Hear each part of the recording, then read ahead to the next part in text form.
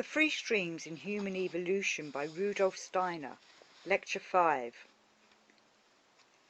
Yesterday we were trying to describe, in accordance with its inner nature, an extraordinarily important fact in the evolution of man. We tried to describe it from an unfamiliar point of view, but one of outstanding significance.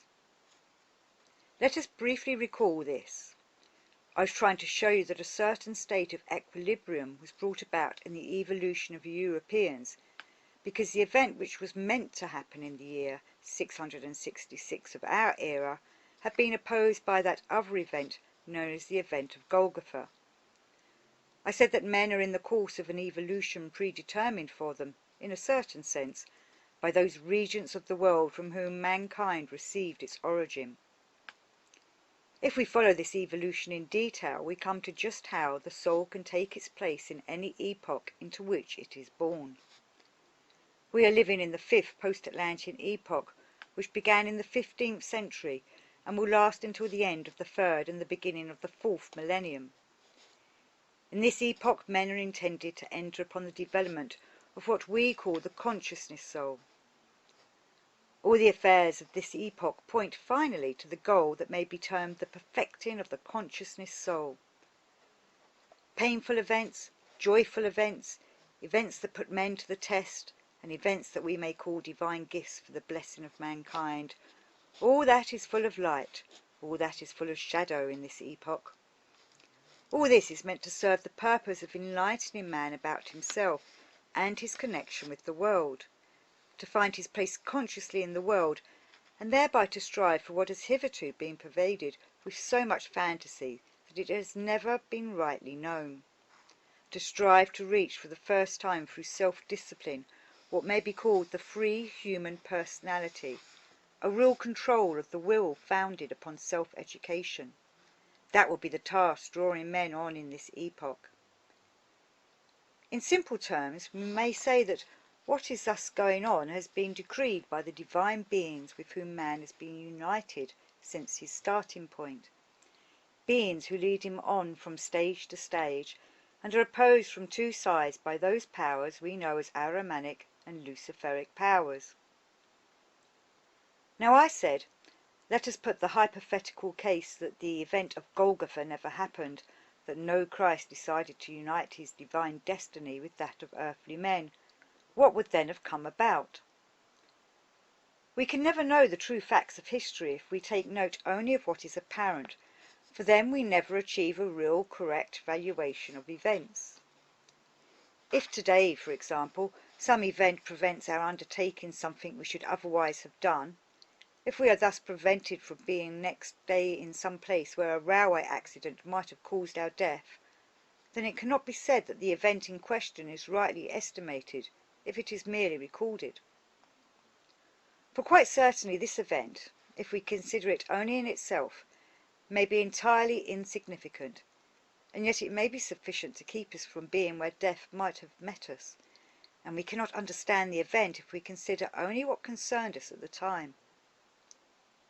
It is just because men take things so materially and intellectually, never asking what might have happened, it is just on this account that they fail to gain insight into the true value and reality of events.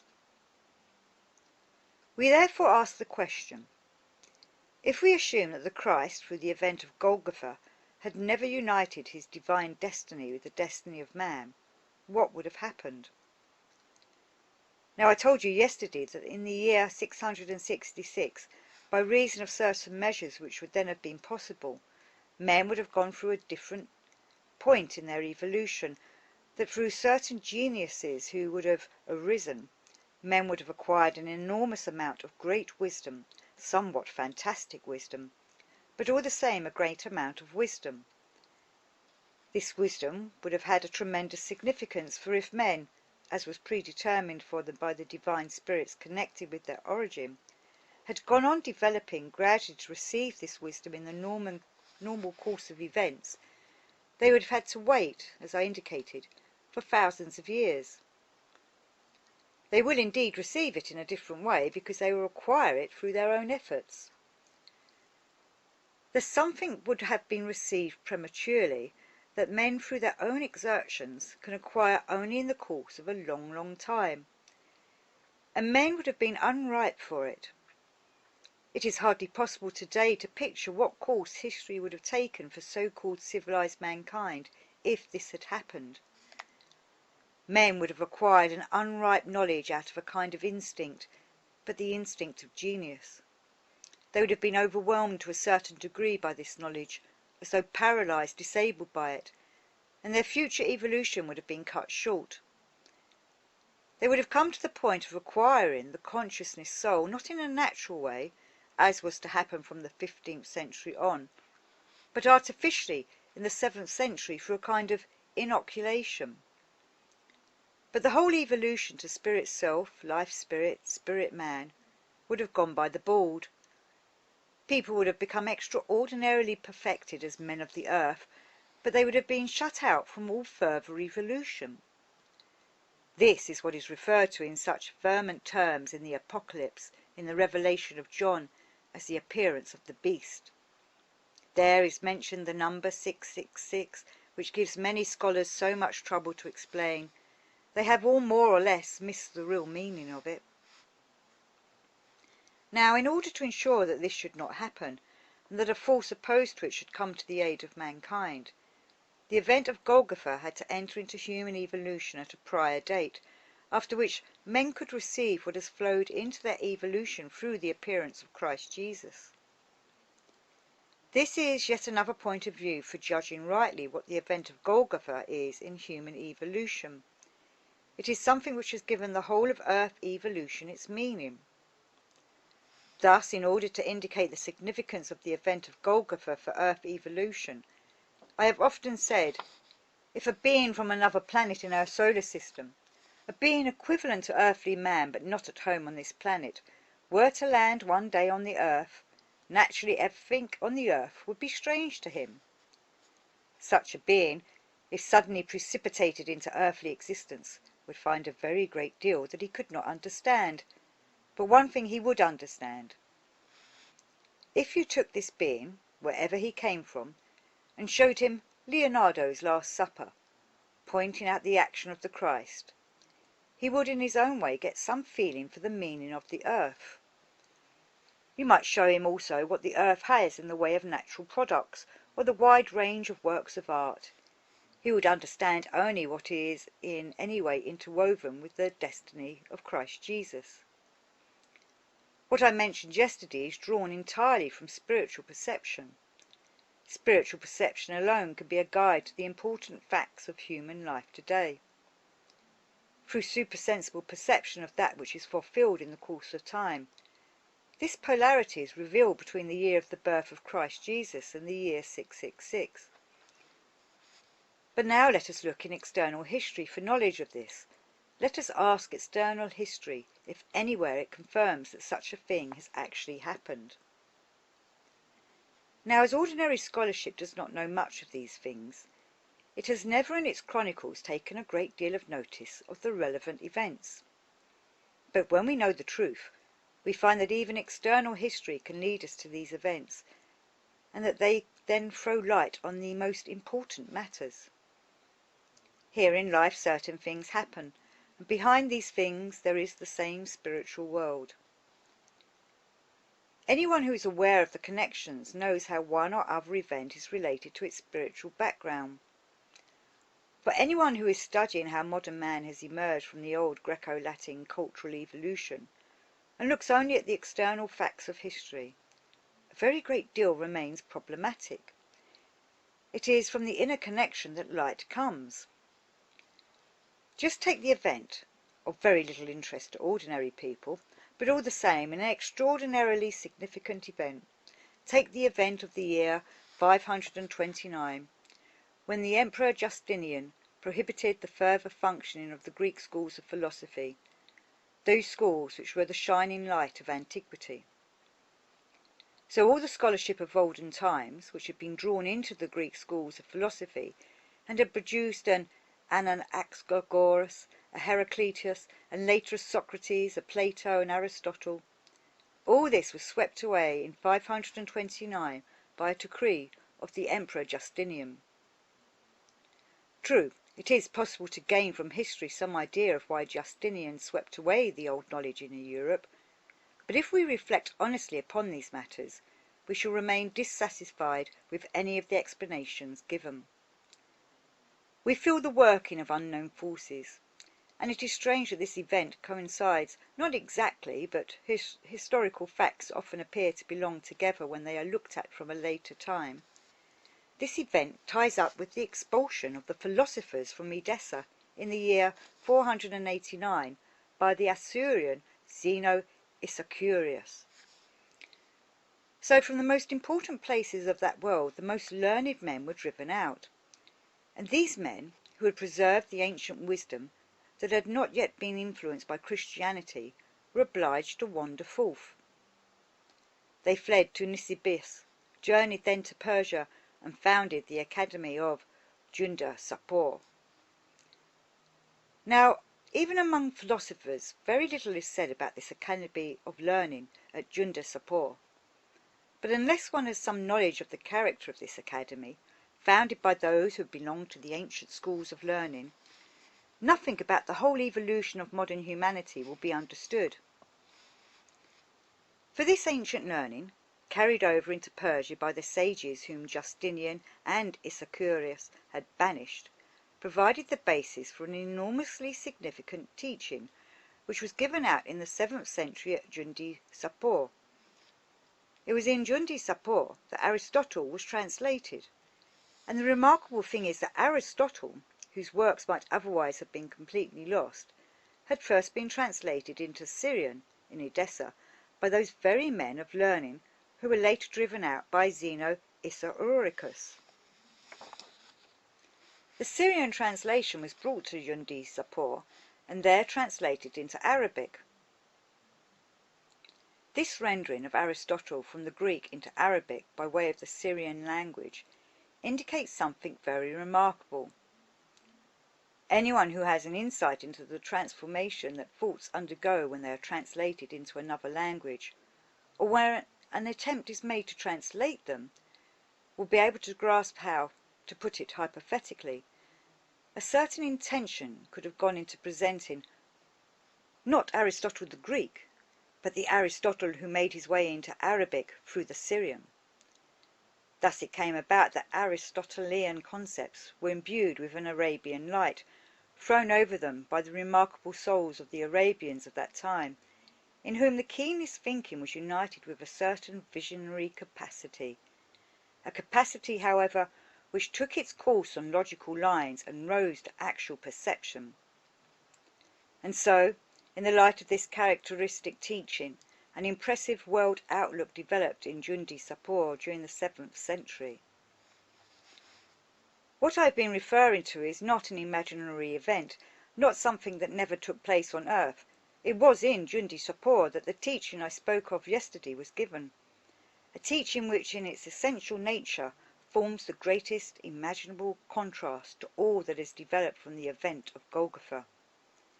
And it represented a definite endeavour by the sages of Jundi Sapor. This endeavour, just as I told you yesterday, was on behalf of an all-embracing knowledge which was meant to replace the exertions of the consciousness soul.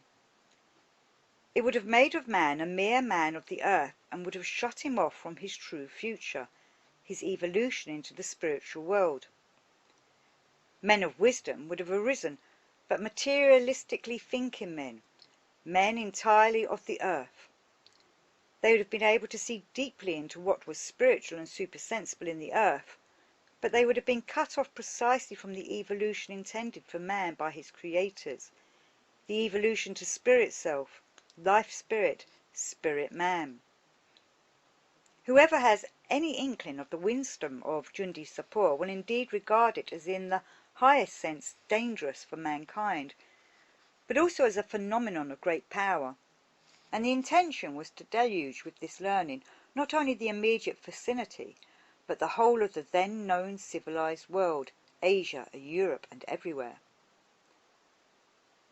The preliminaries for this were prepared, but the influence that was to have gone out from Jundi Sapor was deadened, held back by retarded spiritual forces, which were nevertheless connected, although they form a kind of opposition with the outflow of the Christ impulse.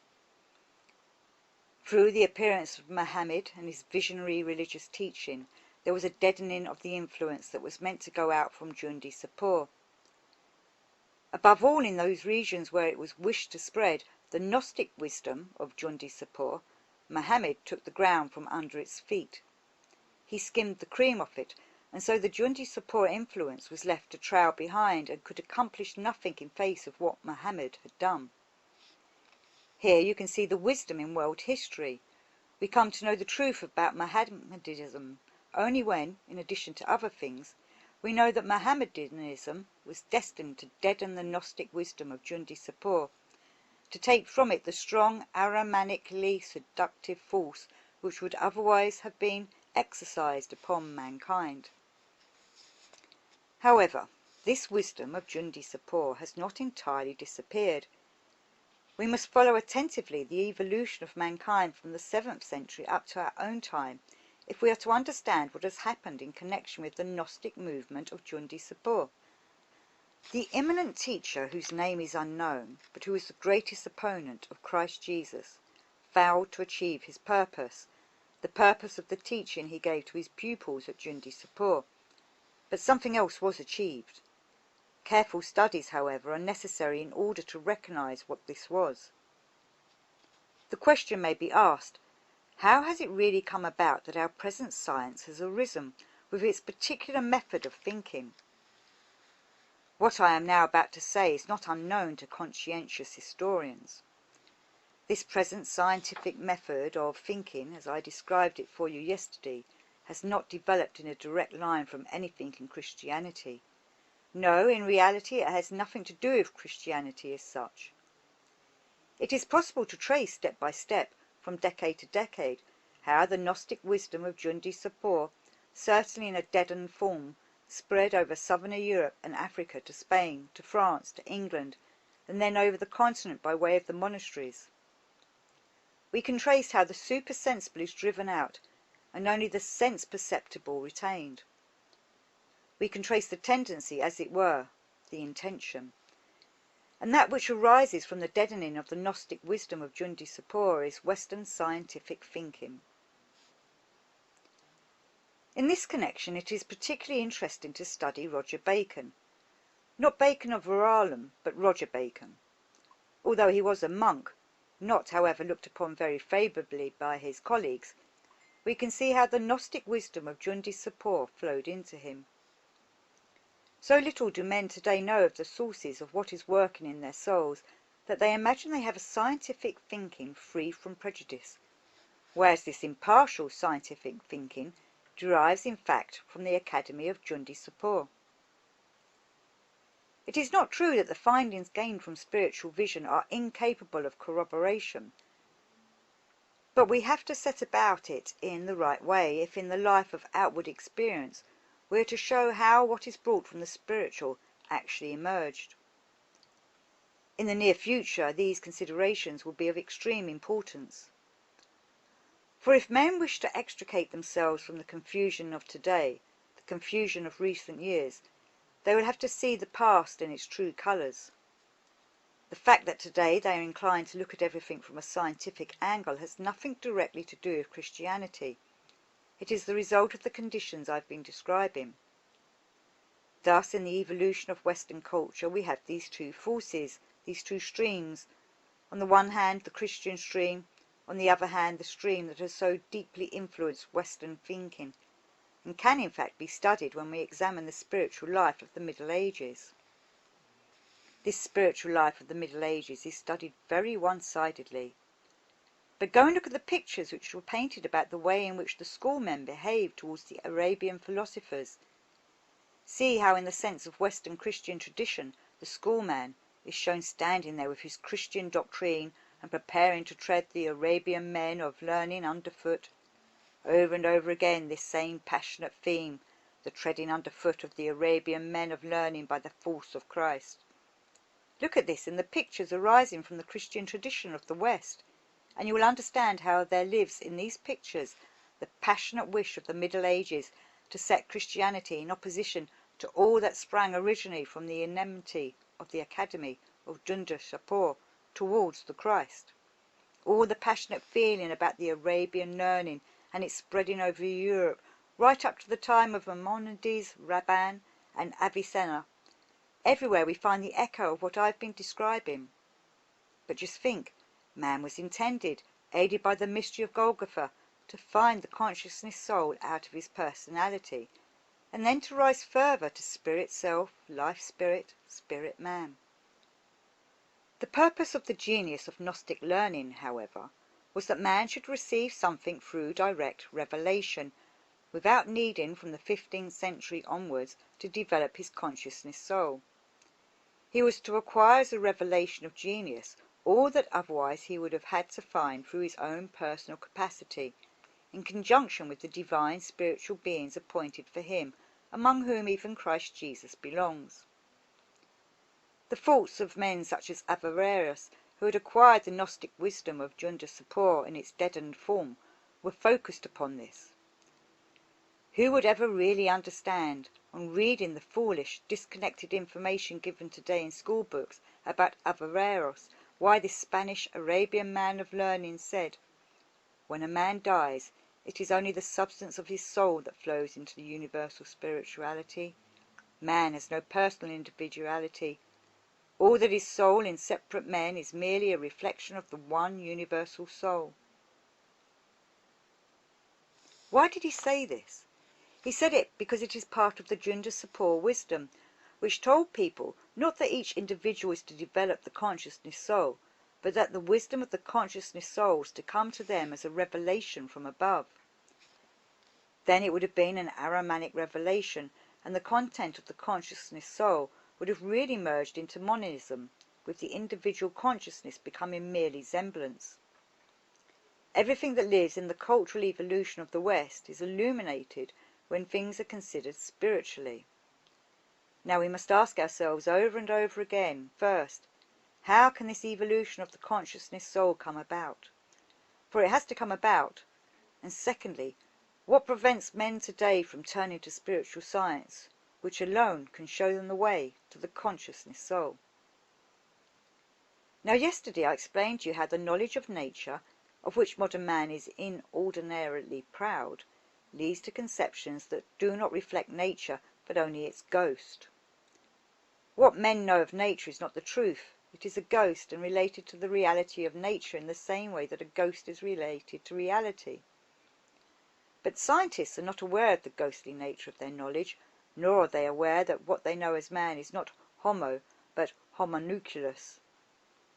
Now the course of human evolution, which in its present character began during the 15th century, and will continue to the middle of the 4th millennium, will be such that man will have increasingly to discern what he is really striving for in, let us say, his knowledge of nature, and how far he approaches reality with this knowledge.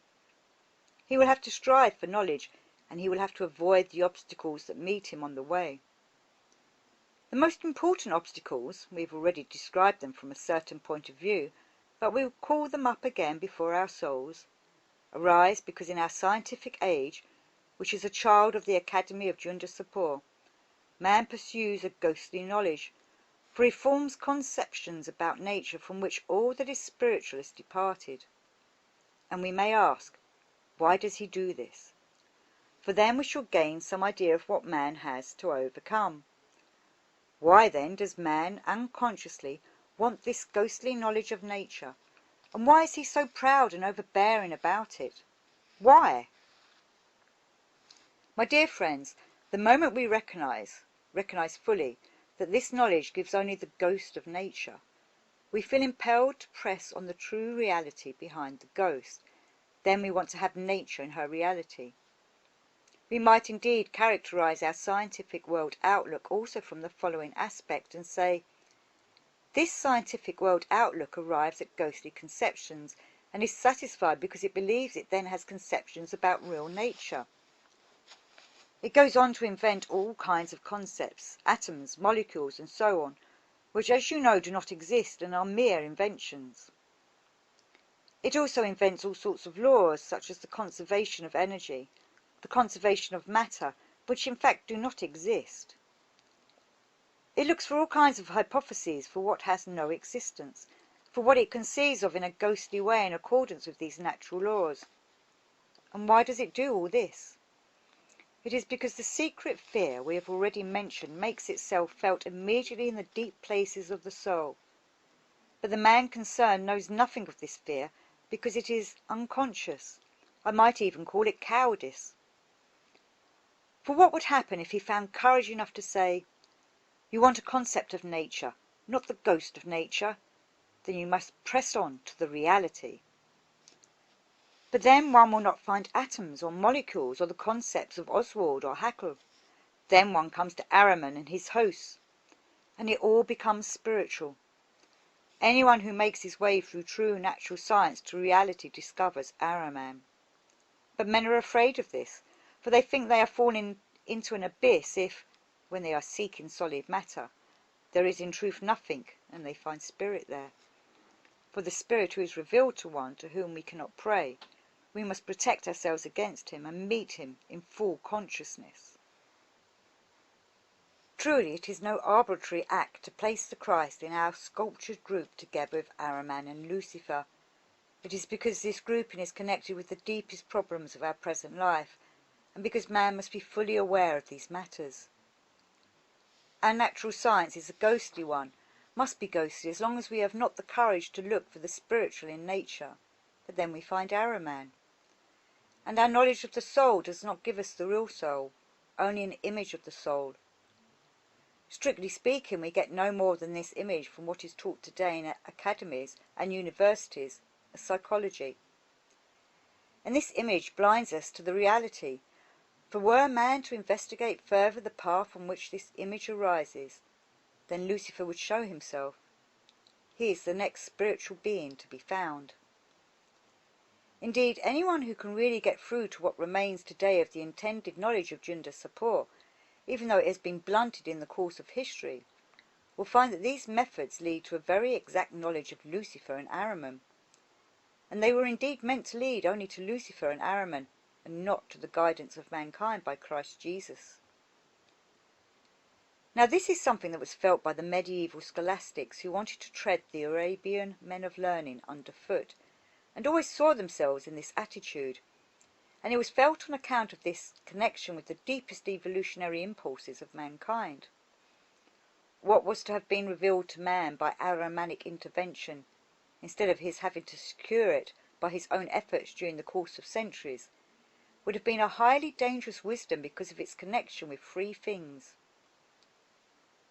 Man is on the way laboriously to acquire this wisdom through the consciousness soul, but at that time, in the 7th century, it was to have come to mankind in the way I've described. It is not a forbidden wisdom for man, but a wisdom he was meant to strive for under the guidance of the Christ impulse.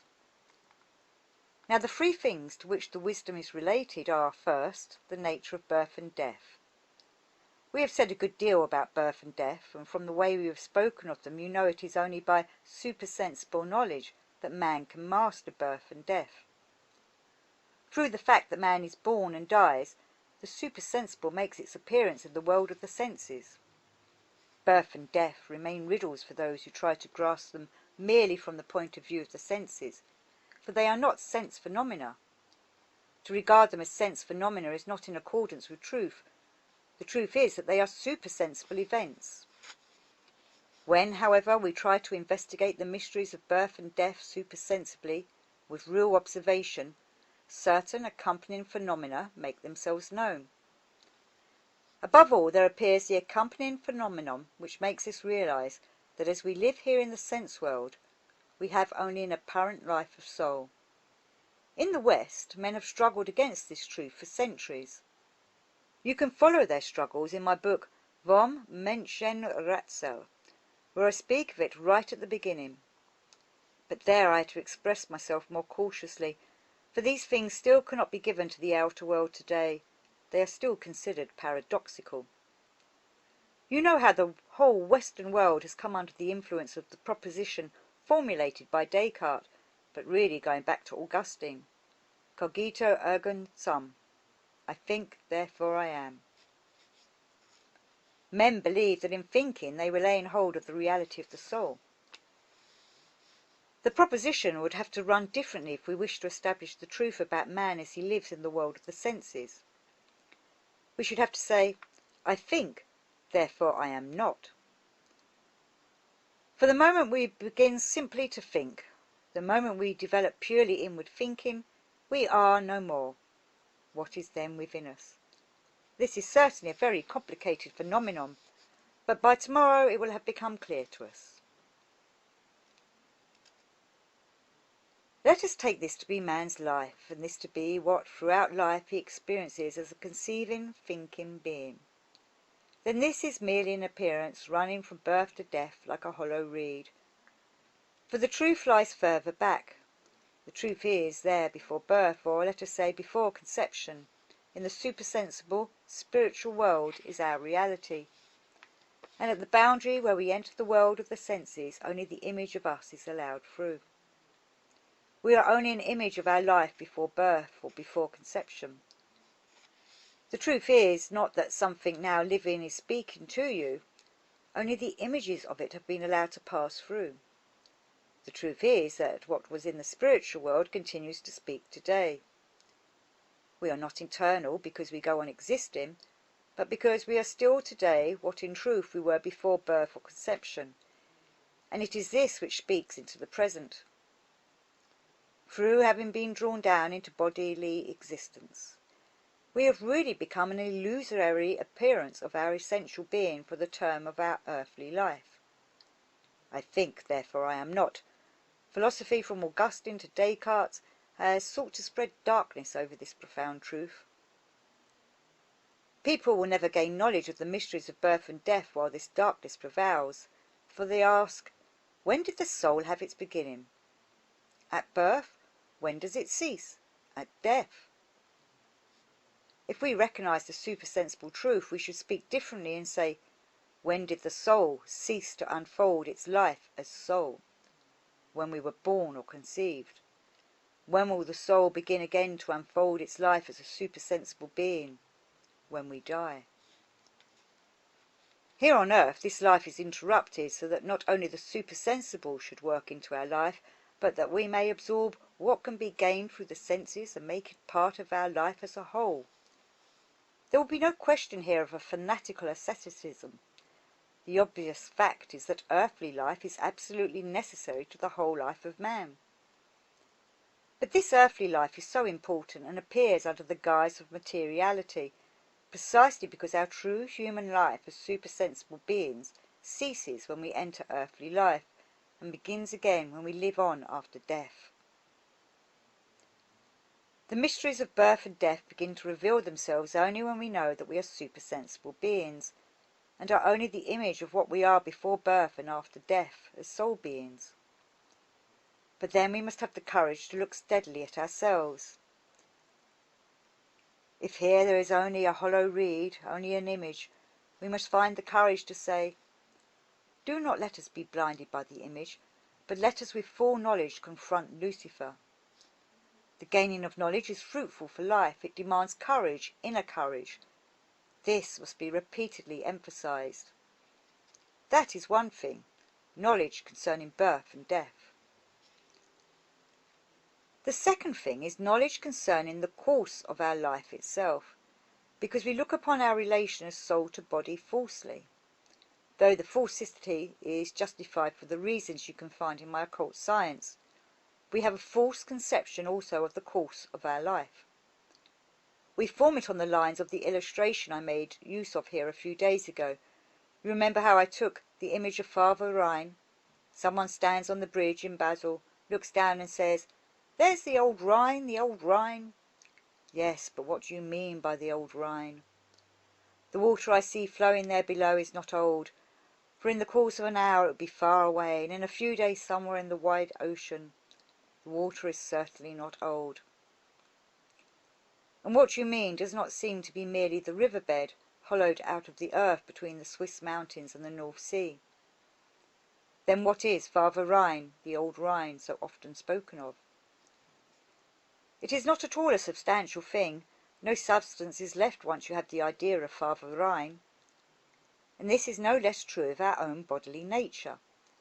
This bodily nature of ours is a continuously running stream, a destroying and renewing of the vital fluids, a destroying and renewing of the vital fluids.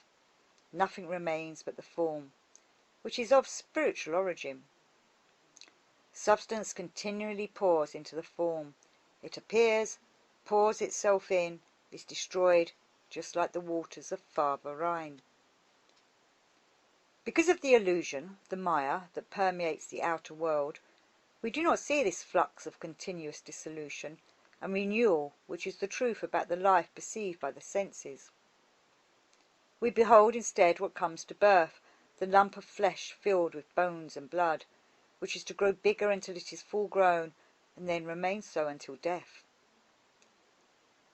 This is conceived of in much the same way that Father Rhine is conceived of as a piece of water, which of course it is not, but just as we might picture a piece of water stretching from the Swiss mountains to the North Sea, and then imagine it lying there at rest in its bed, so do we form a conception of the human body. It is continually flowing, whereas we believe it to be something rigid. It is difficult to find a good word for this, a rigid something between birth and death. If we had a correct vision of ourselves, we should see the continuous flux, and could never suppose that this continuous flux has anything to do with our true being. But if we could see the underlying forces of dissolution which are continually at work there, we should acquire a knowledge of medicine, a spiritual medical knowledge, which would certainly take a different form from our modern medical knowledge. You will not get the right idea of this spiritual medical knowledge if you say, "Yes, indeed, this is how illnesses would be healed." Illnesses cannot be healed in the way men would like today. All we do with true spiritual medical knowledge is to keep intact the forces of healing. Genuine therapeutics would consist in so ordering life that a man would be master of the forces that bring about continuous excretion, dissolution, and renewal in his organism. We should need no drugs from the chemist if the individual man not only knew how to apply this mastery to his own person, but were so to live with his fellows that it could be accepted by the whole human race. I have often mentioned this. That is the second thing. The third thing to be connected with this knowledge is a true natural science. What is true natural science, my dear friends? As I have often emphasized, spiritual science is not hostile towards natural science in its present form, but it realizes that this natural science does not give the whole truth about nature. It gives only a ghost. There is no point in fighting this ghost. In our various ways we must just put up with it. It is no good thinking out a poison like the philosopher Richard Weil had in the story I told you yesterday, even though it were a poison meant only to destroy a philosophy, a philosophical poison, nothing more. It is no use thinking out some poison to rid the world of all those who think scientifically. The useful thing is to discover how far they are right. We should say to scientists, if you were to insist on the accuracy of your research, we should entirely agree, but at the same time you ought to admit that through this research, which is accurate from the scientific point of view, you arrive at conceptions only of nature's ghost and not of nature's reality. But we have to get through to reality. That is precisely the task of this age of the consciousness soul. The scientist will claim that he has this or that good reason for not letting his knowledge of nature become ghost-like, to which the spiritual scientist must reply, but you are quite right to have your ghostly knowledge of nature. For if you seek any substance in nature beyond its ghost, you will be wrong. You are right only if behind the ghost you look for what is Ahrimanic, when you look for what is spiritual. You are therefore right in seeking a ghostly knowledge. Now what I have told you about man's bodily nature takes on a decidedly ghostly character. And anyone who looks right into nature from a higher point of view beholds as a true natural phenomenon, about which he is under no illusion, a quite different phenomenon from those substantial ones commonly brought to our notice. The peculiar thing, I will say more about it tomorrow, is that in spite of everything, the world at some points is always indicating the truth. Somewhere a pointer to the truth can be found if people want to know how they should think about the reality of the natural phenomena which lie open to our senses on all sides. What then should we be looking for? Is there anything in nature itself to enlighten us? Yes, there is. For example, the rainbow. The rainbow is a true picture of a natural phenomenon. Just think, of course you know this, if you could get to where the rainbow is, you could quite comfortably pass through it. It is brought about simply by the interworking of certain processes. Just as spectre-like, just as ghost-like, are all the processes of nature, only this is not perceived. They are not what they appear to be to the eye, the ear, or the other senses. They are the combined outcome of other spiritual processes. We tread the earth, believing we have solid matter below us. In reality it is merely what we perceive, as with the rainbow, and when we believe we are treading on firm ground, it is Ahriman sending up the force from below. Directly we get free from what is merely spectre-like, ghost-like, in natural phenomena, we meet the spiritual. In other words, all searching for so-called solid matter is really rather nonsensical.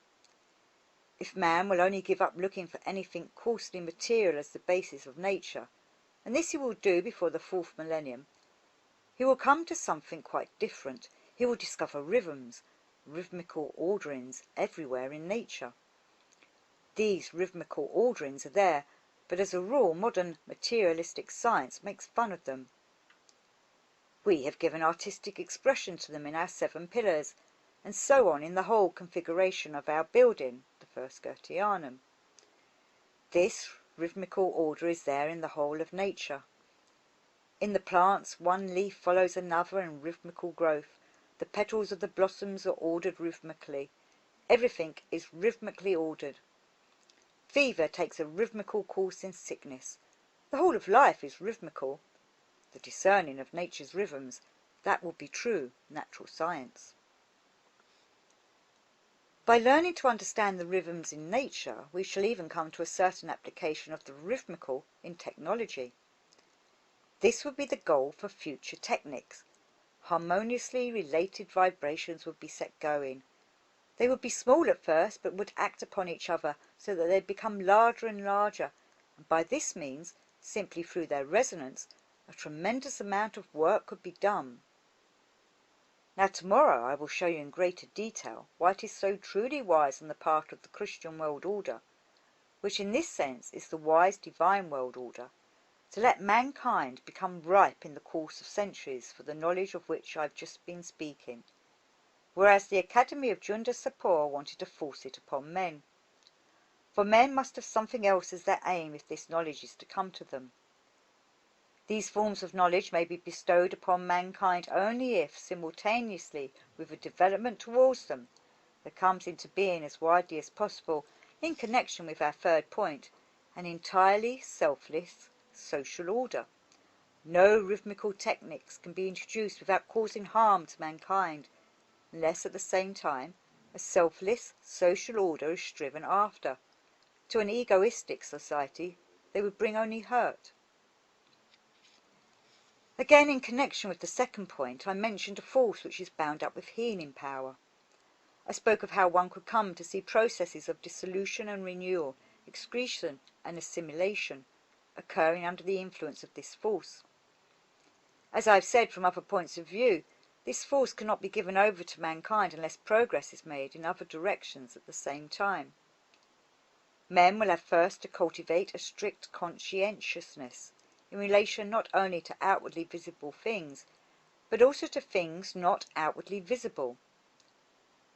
They will have to learn to control not only what is visible, but also under the guidance of conscience, their thinking and feeling. For with a knowledge of this force, which is hidden by the fact of our looking at the flow of life between birth and death as a rigid body, with a mastery of this force tremendous harm could be done, if it were not developed in the light of a strictly responsible conscience, even towards what is not apparent.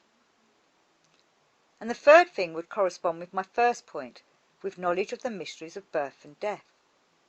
These mysteries of birth and death presuppose likewise that mankind will first come to experience a certain maturity. They presuppose that man will really be able to confront Ahriman and Lucifer consciously. Anyone who knows how to reflect upon the meaning of what is meant by this first point realizes the following, which I will now put before you in conclusion. Tomorrow we shall be saying more about it. He realizes the following.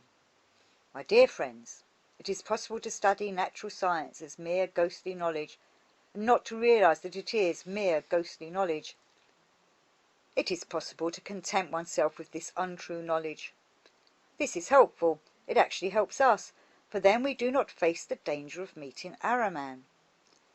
You can make Ahriman invisible, but then you must accumulate knowledge of nature merely in the present-day sense, which does not reach the truth.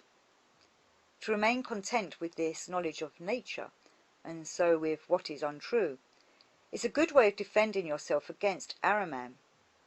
But you must choose. Either you want the truth, in which case you will have to make acquaintance with Ahriman at work supersensibly in the world, or you can keep to what is untrue. If you cultivate what is untrue, you will say, the ghostly knowledge of nature gives us the true nature. Well and good, then be content with what suits Ahriman. He wants lies, he lives upon lies. And he can really live very well on those hidden lies. Nothing pleases him more than to see holding sway the lie that a ghostly knowledge of nature is real knowledge of nature. Again I have spoken of that which is a mere semblance of the supersensible.